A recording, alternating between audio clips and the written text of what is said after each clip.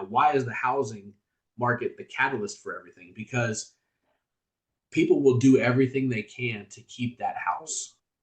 Of course, because their credit, right? If you were to have a $30,000 car be repossessed, but you have a $300,000 home foreclosed and lost, which one's going to affect you personally and your credit more? The house, right, is 10 times more than the car is valued at. And not just that, but the house is an asset where the car is a liability. So people will do any and everything mentally to keep that house as much as they can. Okay. That means selling off stock. That means selling off crypto.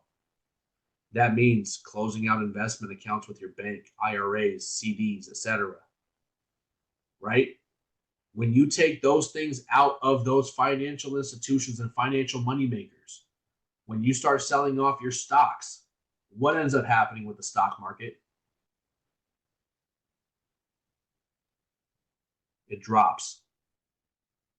When you start taking your money out of a bank, what happens to that bank? It ends up closing because they can't bring money in. That's why you've seen so many branches close, because they had so many that were open. It was so diluted that branches weren't making any money. So you close them down, make the other ones in surrounding areas, make that more profitable and more valuable because there's less and more of a demand, less supply and more demand, right? I need to go to a Chase, but there's not one down the road. I got to go 10 miles into the city for one, right?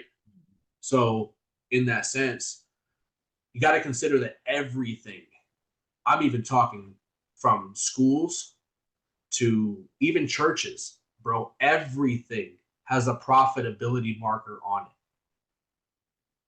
right?